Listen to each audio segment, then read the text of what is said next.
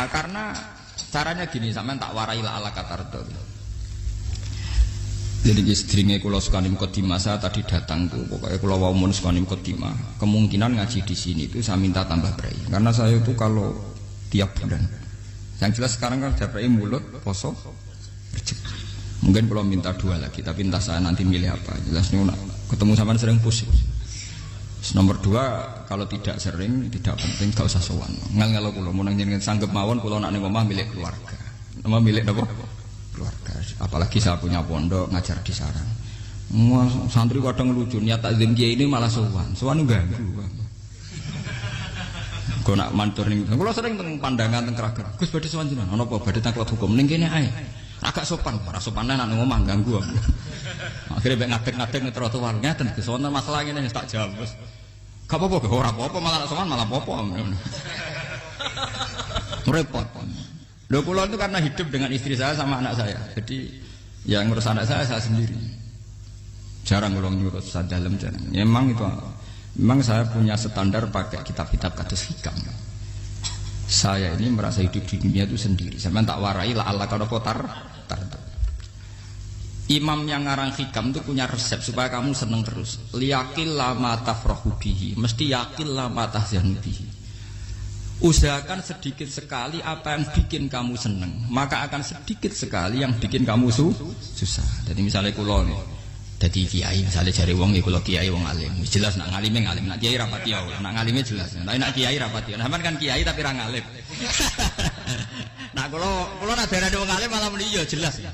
Nak kiai rapati ya, kula rapati nurut tapi aturan masyarakat rapati napa.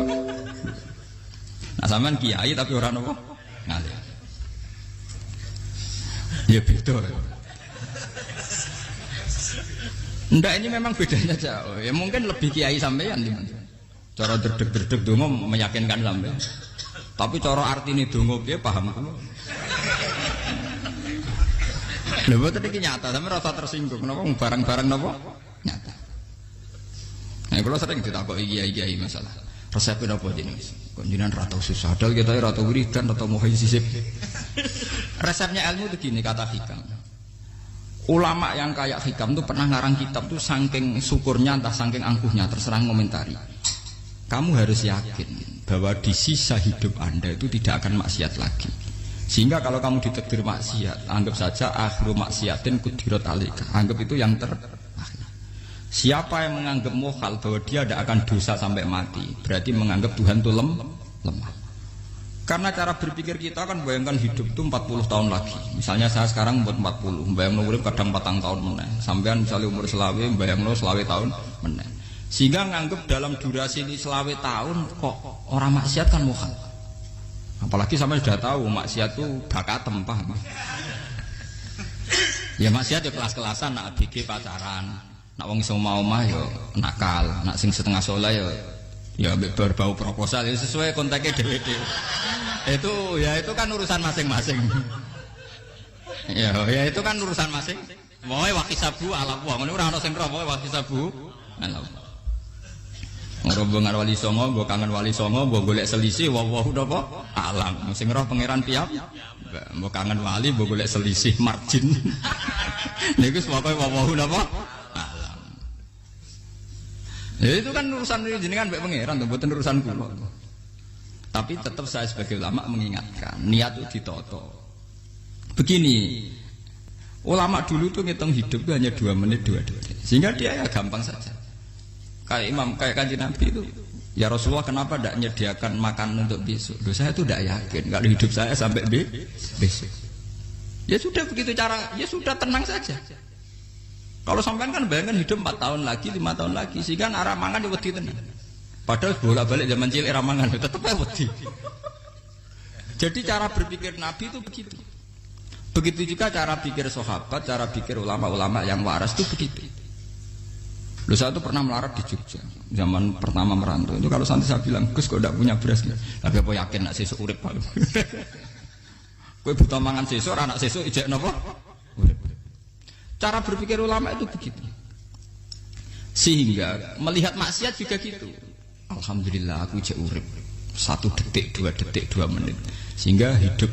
Dan itu sudah cukup untuk lafadzkan la ilaha illallah. Makanya kata yang ngarang hikam, betapa murahnya Allah. Surga itu hanya bisa dibeli dengan 2 menit. Karena surga itu senilai la ilaha illallah. Miftahul jannah la ilaha illallah. Itu cukup 1 menit.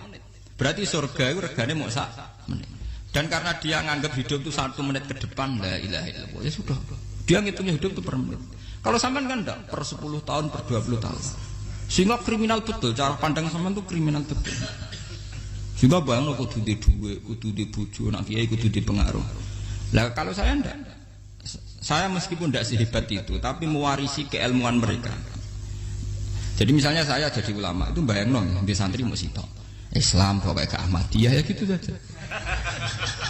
Ya pokoknya ya sudah gitu. Orang bayang santri yang kelambinan takwa khusyuk, salam tempel, demen gelo, demen apa? Lo tanyakan santri-santri saya itu mungkin belum pernah nyuri istri saya bikin kopi. Bisa dihitung. Karena saya itu sederhana saja. Misalnya saya pergi dari Jogja, ini yang nyata salah. Bayang no bojoku wis maca gawe no kopi, buka no lawang malah kecewa. Seperti umumnya orang kan gitu. Semerantau ada bang no bojoku nyuambut, digawe no kopi, digodhog no banyu hangat teman, bareng teko bojone wangep kukur-kukur.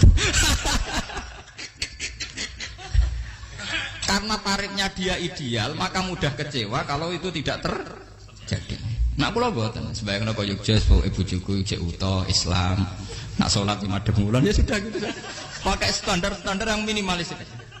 Saya dari rumah bangun sampai ngaji ya, pokoknya melek, terus ya sudah nak sholat demadem nopo, mulanya sudah gitu. Andai kan saya pakai standar maksimal, maka akan mudah kecewa.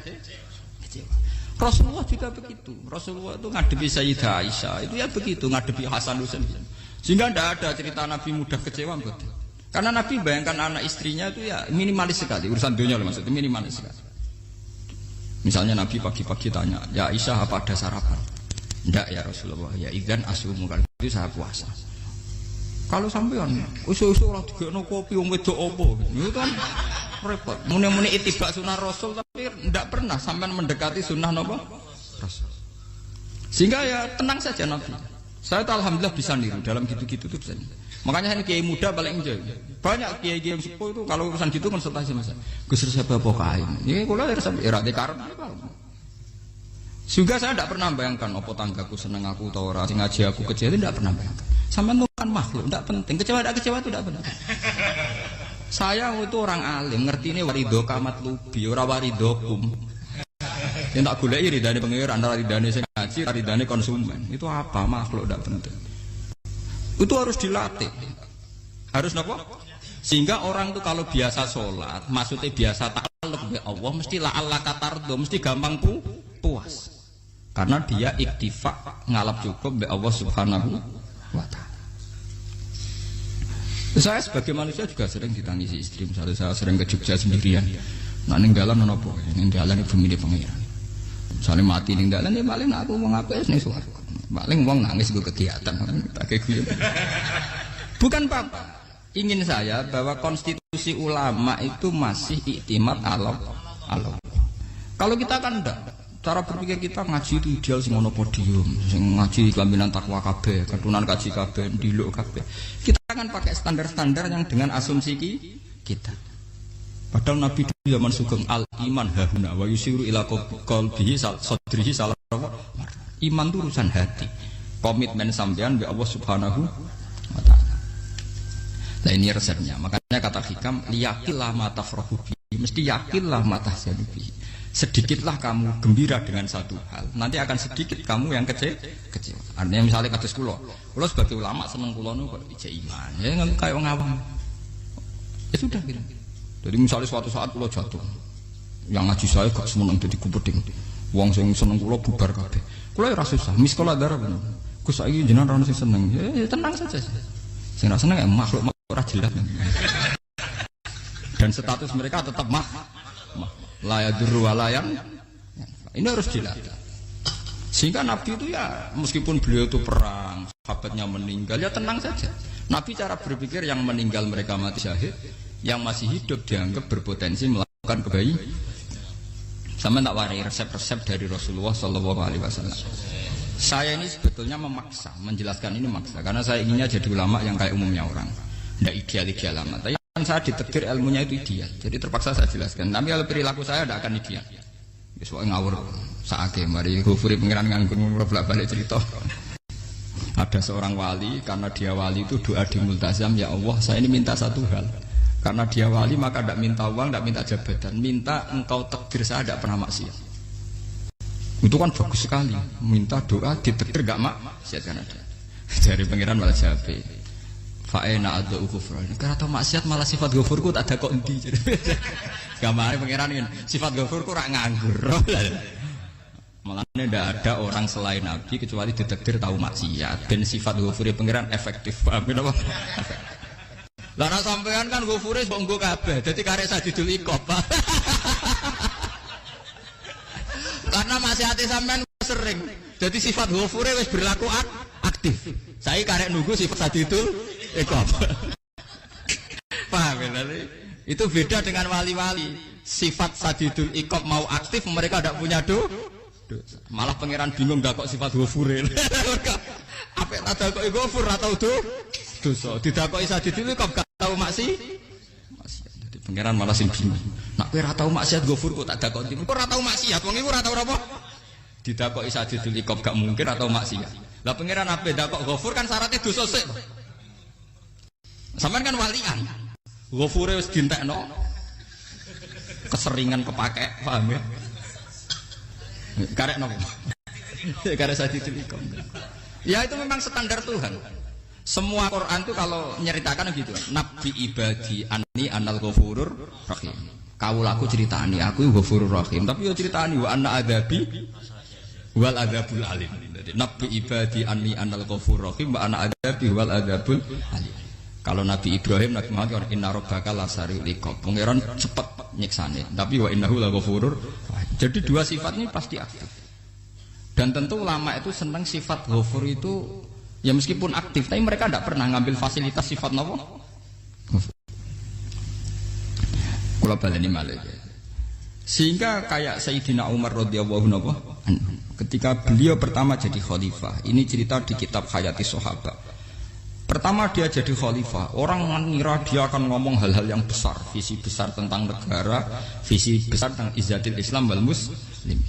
Tapi ketika Umar pertama pidato begini, ayuhal muslimun ayuhan nas, ana, dari kata Sayyidina Umar, ana hulamun min bani Mahsud, akulu min kholati.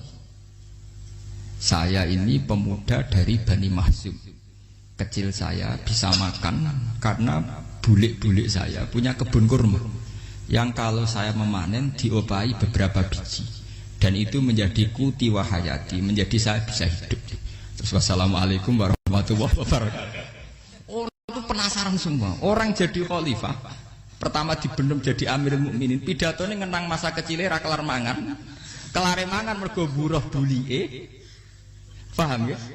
Ngondoh kurma terus dikai tamarotin, beberapa kurma sing dadekno iso. Dan itu saya pakai sampai ketemu Allah Subhanahu wa taala saya pakai. Misalnya sekarang saya mulya, misalnya kalau dibilang mulya ya ana sing nyucup, ana sing husnudzon, ana sing hormat ya macam-macam sawangane. Itu bodoh sekali kalau saya menikmati itu, bodoh sekali. Paling banter nikmati dicucup dihormati itu apa? Tapi kalau nikmatnya bisa makan saat itu tuh nyawa. SBY jadi presiden prestasi, Gus Dur jadi presiden prestasi, tapi umpama presiden tetap mangan. Prestasi tertinggi ada bisa makan selisat dirumki gojogonyo. Makanya Umar mengingatkan, sebetulnya nikmat tertinggi saya itu tidak saat saya jadi khalifah, saat itu kok aku iso mangan, cara gak aku mati. Paham ya? Dulu itu luar biasa. Kita ini kan menjadi angkuh karena ngitung nikmat itu yang besar-besar, punya prestasi, punya. Kalau saya enggak ngitung nikmat ya kelar mangan gak mati, kan gampang. Sehingga saya tidak mudah kecewa karena tarifnya minimalis, gak gampang apa? Jadi misalnya kalau kapan-kapan kok berhubung, Gus ini Tuhan rasanya jangan ngeten-ngeten. Oh makhluk itu ya gak apa-apa. Kalau disetatuskan kiai kan seakan-akan ngomongnya sakral, seakan-akan mandi. Tapi nak tak status, oh makhluk itu ngomong-ngomong ya sudah kan. Menjadi kan sudah distatuskan sebagai apa? Makhluk. Tentu makhluk statusnya la yadurru wala yanfa. Di sini ini penting. Orang-orang ahli tauhid tentu tidak punya kesusahan. Innalladzina qalu rabbuna wa tsummas taqamu. Itu mesti tidak ada kesusahan sama sekali. Misalnya ulama-ulama dulu mau mati ya tenang saja. Mati kedua itu mati paling menantang ya, menyenangkan sekali.